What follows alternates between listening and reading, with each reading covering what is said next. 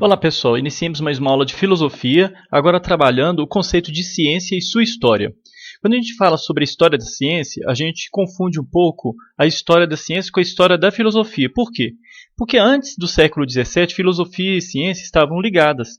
Só a partir da Revolução Científica, que se iniciou com Galileu, é que a gente pode dizer que a ciência passou a ter uma autonomia, e passou a ser independente da filosofia. Por isso, quando a gente fala em origem do saber científico, a gente também fala de uma origem do conhecimento filosófico. Todas as duas origens estão ligadas. As origens elas se situam, como a gente já viu em filosofia, na concepção pré-socrática, da busca da arqué. O que era a arqué? Era o princípio de todas as coisas da natureza. Ou seja, aquele princípio que daria a unidade em meio à multiplicidade, que daria a permanência em meio ao que é transitório, uma busca daquilo que é universal. Num certo sentido, o objetivo da ciência ele continua sendo compreender também o que é universal em relação aos objetos e fenômenos investigados. O que mudou em relação aos antigos gregos e à ciência moderna? Vamos ver. Em primeiro lugar, a gente pode resumir da seguinte forma.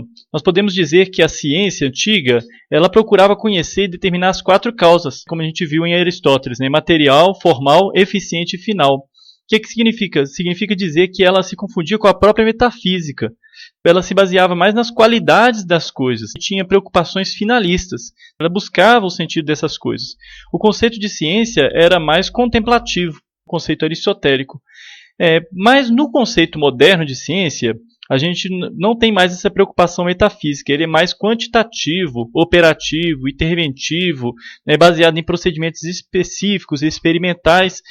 A gente diz que a ciência moderna ela tem um enfoque quantitativo e ela se iniciou a partir de Galileu, porque a gente foi abandonando essa concepção, essa pretensão metafísica e buscou uma matematização do mundo. Então a ciência ela vai surgir dessa maneira. Como que ela se desenvolveu? Em primeiro lugar, a gente tem as ciências humanas, as ciências naturais. A física, a química, as ciências biológicas, que surgiram depois do século XVII e foram se desenvolvendo nessa concepção de ciência. Criou-se um otimismo muito grande em relação a essas ciências. Tanto que a gente pode, até hoje, as pessoas colocam o sinônimo de ciência com a ideia daquilo que está correto, ou então com a ideia de certeza absoluta. A própria sociologia, que foi concebida por Augusto Comte, pelo positivismo, ela também tinha essa pretensão de um método de explicação das causas. Só que acontece, com Max Weber, a gente vai ter um método da compreensão, não só mais o método da explicação. Ou seja, o mundo não é mais como a ciência. A gente não pode pensar o mundo da mesma forma que a ciência é pensada. No final do século XIX, no início do século XX, a matemática e a física clássicas elas foram revolucionadas por novas teorias, que começaram a romper com certos paradigmas, modelos estabelecidos até então. Essas teorias elas causaram um grande impacto, não apenas no interior da ciência, mas também na sociedade em geral. Nós temos algumas teorias que foram muito comentadas, a gente já estuda até hoje na escola. Por exemplo, a teoria da evolução das espécies, de Charles Darwin. Ela veio para abalar exatamente o próprio estatuto do ser humano como centro do mundo e marcou o humanismo da época moderna. Ela trata-se da tese de que a diversidade biológica do nosso planeta ela se deve a modificações acumuladas ao longo de sucessivas gerações em um processo evolutivo de seleção natural que no final desse processo aparece ser humano. Foi uma grande revolução, tanto no âmbito científico como no senso comum, pois se chocava com as crenças, principalmente religiosas, a respeito da origem do ser humano sobre a Terra. Além disso, ela lançava a noção de que as coisas nem sempre foram assim como as vemos. Existiria uma história também no mundo natural. E surgiram também, ainda no campo da biologia, as leis de hereditariedade de Mendel, e no início do século XX, a identificação dos cromossomos e dos genes. As pesquisas nessa área elas conduziram progressivamente a vários novos conhecimentos, entre eles a decifração do código genético, na segunda metade do século XX, mas também despertaram muitas polêmicas, especialmente no campo da engenharia genética. É o caso, por exemplo, da clonagem. A clonagem, para quem não sabe, é um processo de reprodução assexuada a partir da célula adulta de um indivíduo, pelo qual se obtém indivíduos geneticamente idênticos ao organismo doador. Um famoso caso de clonagem foi o da ovelha Dolly, em 1996. No campo da matemática, surgiram as concepções de geometria desenvolvidas inicialmente por volta de 1826. Essas novas geometrias denominadas geometrias não euclidianas, elas abalaram a certeza matemática, pois elas rejeitavam os axiomas da geometria clássica euclidiana, e colocavam em dúvida certas verdades que até então eram consideradas evidentes, modificando as ideias sobre o espaço geométrico. A partir do golpe desferido por essas concepções, os axiomas da geometria, o que é axioma? Aquela verdade pré-estabelecida, né, da matemática. Esses axiomas da geometria clássica eles passaram a ser entendidos não mais como princípios irrefutáveis, como eles eram, né, e absolutos, mas como simples pontos de partida. Então, antes o axioma era um princípio irrefutável. A partir de então, a partir dessas geometrias não euclidianas, os axiomas se tornaram apenas um ponto de partida para um conhecimento. A geometria euclidiana não foi mais considerada tão fiel, mas ela não foi totalmente refutada. Ela só perdeu aquele poço de verdade absoluta para explicar o espaço em geral e se restringiu mais precisamente a espaços planos. No campo da física, o mecanismo determinista, nexos necessários entre causa e efeitos de um fenômeno, que se desenvolveu a partir da mecânica de Newton, havia se estendido aos outros ramos da ciência, como a termodinâmica, a ótica, a acústica, e foram até o século XIX. No final do século XIX, no entanto, o desenvolvimento dessas diversas pesquisas apresentou contradições que abalaram a concepção de universo físico e propiciaram o desenvolvimento da física quântica. Em 1905, Einstein reformulou os conceitos tradicionais de espaço e tempo, num artigo intitulado sobre a eletrodinâmica dos corpos em movimento.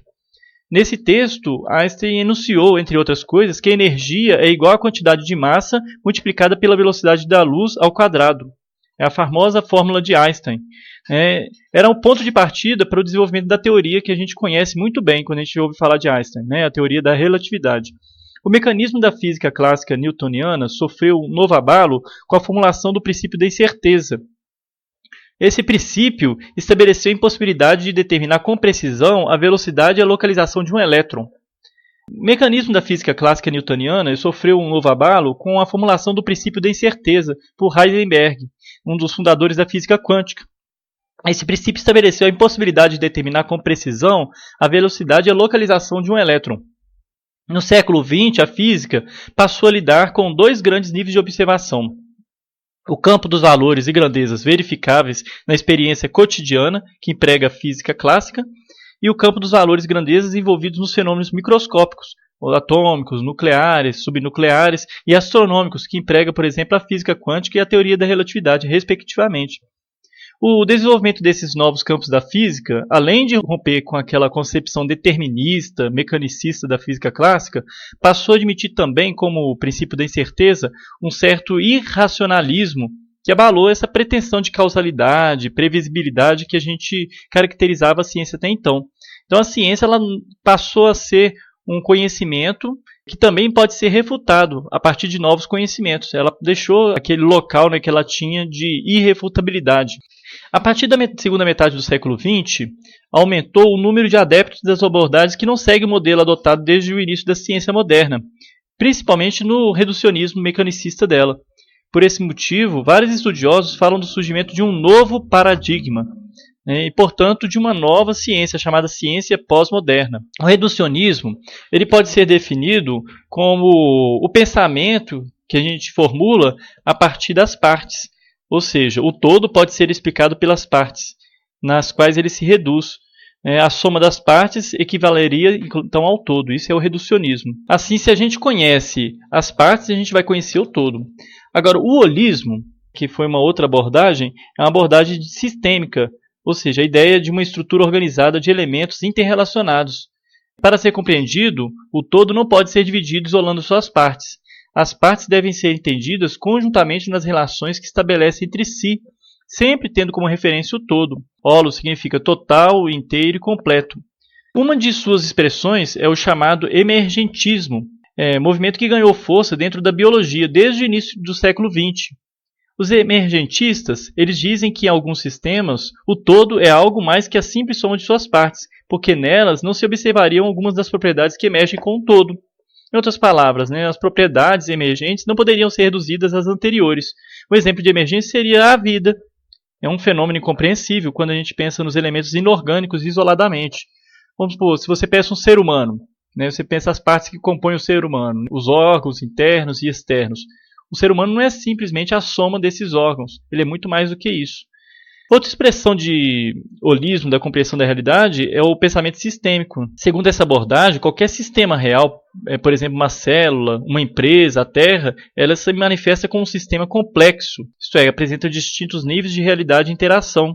Por isso, ele deve ser interpretado em sua totalidade de maneira interdisciplinar, associando, por exemplo, a visão econômica, cultural, biológica, química, etc., conforme o sistema em questão. O pensamento complexo é uma outra abordagem do novo paradigma, que propõe uma espécie de síntese entre a perspectiva reducionista e a holista. De acordo com um dos principais teóricos dessa corrente, Edgar Morin, as pessoas estavam totalmente condicionadas a buscar compreender as partes separadas do todo, no reducionismo. E quando descobriram a abordagem sistêmica, ficaram tão fascinadas com ela que caíram no outro extremo, passando a ver apenas da perspectiva do todo, o holismo. Assim, para Morin, o holismo seria uma espécie de reducionismo invertido, com o nível superior determinando o inferior. No entanto, conforme ele argumenta, nos sistemas complexos operam dois princípios, o princípio de emergência e o princípio de imposição. O de emergência, como nós já vimos, ele se relaciona à possibilidade de emergir propriedades que não estavam nas partes, como eu dei o exemplo do ser humano. O ser humano é o quê? É muito mais do que a soma das suas partes. E o princípio de imposição, que expressa a possibilidade de que as partes não manifestem todas as suas propriedades potenciais, isto é, em benefício da harmonia do sistema. Ou seja, o todo se impõe às partes, é a repressão do sistema. Por isso seria importante a gente adotar ao mesmo tempo as perspectivas do todo e das partes, ou seja, juntar o holismo com o reducionismo para compreender a complexidade do mundo. Edgar Morin vai dizer: é a viagem em busca de um modo de pensamento capaz de respeitar a multidimensionalidade, a riqueza, o mistério do real e de saber que as determinações cerebral, cultural, social e histórica que impõem a todo pensamento codeterminam sempre o objeto de conhecimento.